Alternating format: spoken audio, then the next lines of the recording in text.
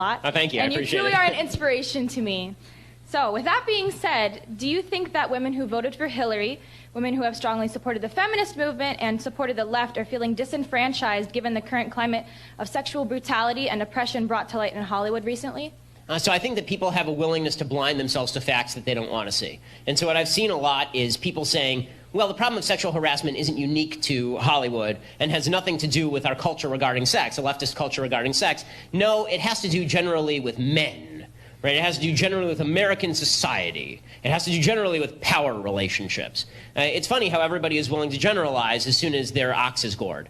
Right? As soon as the left sees, wait, our culture, our feminist culture that we said that we were going to promulgate and was going to protect women hasn't protected women, nearly at all, then all of a sudden it turns into, well, it's not us that sin, it's men that sin. Right? And so I've been getting a lot of this online in the last couple of days. It's you men who haven't stood up. And I keep saying, like, what do you want me to do and I'll do it? Really, what do you want me to do? Like, if you show me a rapist like Harvey Weinstein allegedly is, then I will say, send him to jail or castrate him, right? Like, this is not difficult. But if you just say to me, you don't acknowledge the rape culture, again, I need you to define that, and I need you to explain to me what I did. Like, really? I didn't do anything. And I think the vast majority of people in this room didn't do anything. And if they did do something, then maybe people should report it to the police, because that seems to me the best way to root out evil is to actually have law enforcement get involved. So the left is, so the question of what the left is doing about this, do they feel disenfranchised? No, I think they're just going to blame the same people they always blame because we're all in our own little bubbles. Should they feel disenfranchised? 100%. Because in a society that treats sex as transactional, in a society that basically reduces sex to any sort, just a physical transaction that is based solely on consent, it makes it very difficult to explain why it is that the casting couch in Hollywood is bad per se. Right? There's actually, like, feminist theory says that it's bad because of power imbalances. But the sort of libertarian culture of the left suggests that power imbalance doesn't have anything to do with it. If I feel like trading my body for a part in a movie, well, that's my business. And if you say differently, then you're slut-shaming me. Right? So that's, well, you can't really have it both ways. Either it's bad or it's not bad. And if we are going to fight sexual harassment and sexual assault, it seems to me that we have to do a couple of things. One, we have to reinvest sex with value beyond just a physical transaction. It's not just two people who are getting each other's rocks off. It actually means something beyond that. There's a relationship that's attached to it. And beyond that, I think that we need to re-inculcate in men themselves, not just the teach men not to rape routine. Like, again, it's such a weird concept. Like, when I was 11, my dad didn't sit me down and say, son, don't rape people. Like, if you have to teach your child that, my guess is that you got a bigger problem than that on your hands. What my dad taught me was to be a gentleman and to treat women with respect. And that has to do with being a gentleman and recognizing differences in sex roles. Because one of the things that's happened is that traditional masculinity, the idea that it is a man's job to protect women, this is one of our jobs as human beings, as men, to protect women, the feminist movement doesn't like that. Well, then you can't blame us for not protecting women if you don't want us to protect women. Like, I want to protect women. I think men should protect women. I think one of the reasons God put man on earth is to protect women.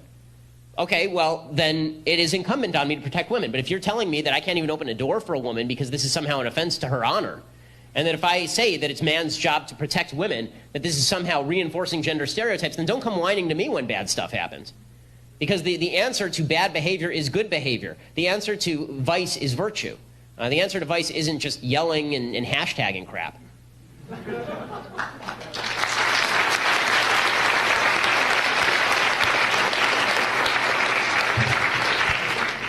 Hello, my name is David Hamilton. Again, super happy you're here like everyone else. My question is, Prairie University came out with a video. It was like why the left, or how the left is fundamentally different than the right. Really great video, changed my perception on a lot of things. But one thing they talked about was fundamentally the right act from the inside out, and fundamentally the left act from the outside in. And so I guess engaging people on the campus who are fundamentally different than you, like how do you go about doing that? And then also, how do you go about doing that, like with politics? Some people who just fundamentally don't see it the way that you do. Well, so I think that you have to have a common language. So, for example, I'm a religious person. I rarely cite religion. In any argument that I make, I try to have a secular rationale because I'm trying to speak a language that I think more people speak and that I think everyone is capable of speaking. I think that the first thing that you have to do is you have to remove a self-appointed sense of virtue that so many people on the left have. I'm a better person than you. Right? That's why I started the speech tonight by suggesting, no, you're not. right? All the people in here believe the same things that you believe about evil behavior. Now, can we get down to what we actually think politics are about? If you remove the unearned sense of moral superiority that the left loves to engage in, then they actually have to get down to business. And this does work. I mean, I've done it routinely on television. If you ever watch me debate anybody on the left, it's actually my first move, always, right? Which is to say, okay, we're going to not insult each other here. Now let's have a discussion. And half the time that ends the discussion because there are no more arguments other than the insults. And if somebody is insulting you, I would say that the best thing you can do is just walk away from the conversation sometimes because it's not worth wasting your time. But I think that you have to determine whether somebody is worth engaging or not pretty much in the first 30 seconds of a conversation. A lot of conversations are not necessarily worth engaging.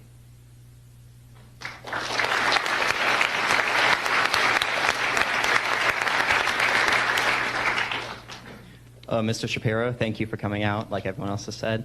My question is, so you've had former Libertarian presidential candidate Austin Peterson on your show a few times, and you've come out in support of a lot of his ideas and what he stands for. And he is now running in Missouri for Senate as a Republican, and his chances of getting elected have skyrocketed just by putting an R next to his name, even though he's running with the same policy positions, et cetera. So my question is, how do you feel about the two-party system and a possible conservative-libertarian alliance? So I think a conservative-libertarian merger is the direction in which the Republican Party is going to end up moving. And what I mean by this is I think that conservatives have to understand that libertarians are basically right about government, that government sucks at everything. And libertarians need to understand that conservatives are right, that you do need social networks outside of government of people helping each other and promulgating common values. There's unfortunately in some parts of the libertarian movement this sort of antipathy toward churches and synagogues, that these are purveyors of untruth. Right? These are people who believe in the spaghetti monster. Ooh, right? And I think that a lot of libertarians are going to have to get over that crap. Because the fact is that without the virtues that are instilled by religion, there cannot be a free society, right? Even Voltaire, who is an atheist, recognized that he wanted his servant and his wife to be religious people. He said they would steal from him and cuckold him less if they were. So even atheist libertarians should probably acknowledge that one. I do think that merger is going to happen. I think it's already happening, frankly. But that's going to be the battle inside the Republican Party. Is going to be basically whether there's a conservative liberal merger. Whether the Republican Party becomes a big government party that basically just wants closed borders, or whether it's going to be a party that is more libertarian in orientation.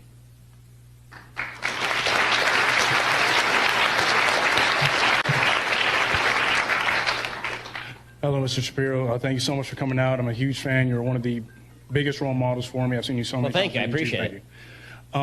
My question basically is, as obviously a black man, I missed it, sorry. When I say I'm colorblind, I mean I'm like physically colorblind. And as a conservative who, one, does not believe in white privilege, I don't believe that exists, and as someone who believes in individualism and does not believe that he is a victim, I'm obviously at, in my opinion, the greatest university, how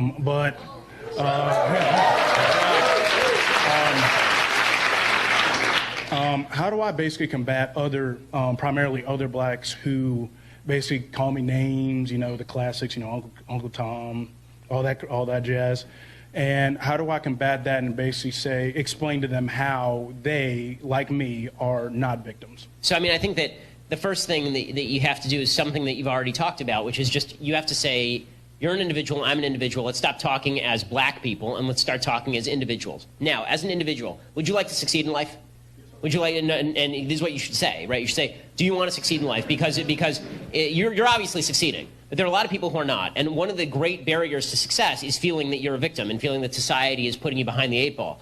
How about try my way for a year? Right? Try my way for a year, where you ignore the societal obstacles that face you, and you just put your nose to the grindstone and you work really hard. And I promise you, there are going to be a lot of people out there who are willing to help you and want to see you succeed. And no one has ever gotten ahead by complaining about the society itself. The way that you get ahead in America, at least in a free country, right? In an oppressive country, then maybe this helps. But in a free country, then the only way you get ahead is as an individual. If someone wants to, first of all, I think that if someone attributes a name to you like that, the first thing that you can say is that if someone says, you're an Uncle Tom, I think the first thing that you should say is, well, no, you're an asshole. Because there's more evidence that you're an asshole than that you're an Uncle Tom. and I mean that very seriously.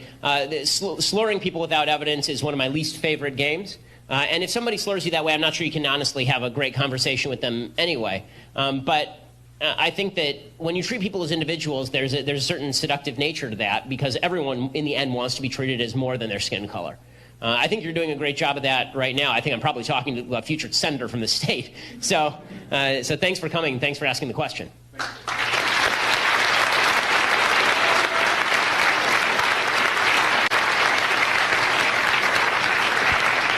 Hey, Ben. My name's Keegan. I'm a huge fan of yours. I'm not sure if you've noticed recently, but I'm a huge sports fan, and recently I've noticed how ESPN's becoming really left-wing and how they're embracing left. Yeah, you caught on. Yeah, and the anthem protests. Yeah, no, big mystery, right? I also got a follow-up question after this, but I'm just saying, why is ESPN embracing that left-wing politics into their audience? Okay, so I think that some of it is bubblethink, and some of it I think is actual market research that's driving them to the left. So the bubble think is pretty simple. Most of the people in sports media exist on the coast. They exist in New York or LA. They exist in big media markets. Those big media markets lean left, so the pool from which they're drawing is a bunch of people who are left. The market research that I'm talking about, and I actually have done a pretty deep dive on ESPN because I used to watch ESPN incessantly. I used to love ESPN. I used to be a subscriber to Sports Illustrated. I canceled my subscription circa 2015 when every week it seemed they were putting Caitlyn Jenner on the cover, someone who had not been athletically relevant since before my birth. And so at that point I was like, okay, if I want to read about transgenderism, I'll get People magazine. If I want to read about sports, please give me some news about a sport involving balls.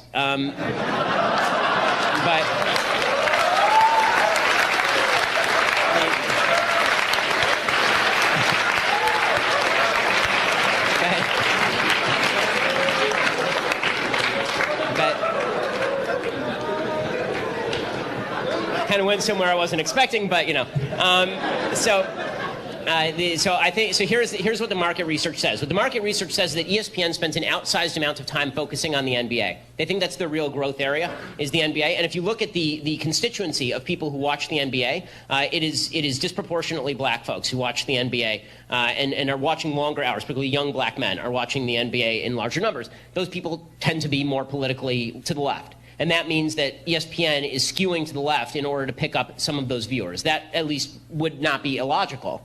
That would at least make a certain amount of sense. I think it's a big mistake on their part because I think that, number one, I love the NBA. I love watching the NBA, but I don't want my NBA infused with politics. I think black folks are just as likely to watch the NBA whether it's infused with politics or not. When we all tune into ESPN, I think we all are wanting to watch the same thing, and I'm not really that concerned about what LeBron James' message is putting on his sneakers on opening night.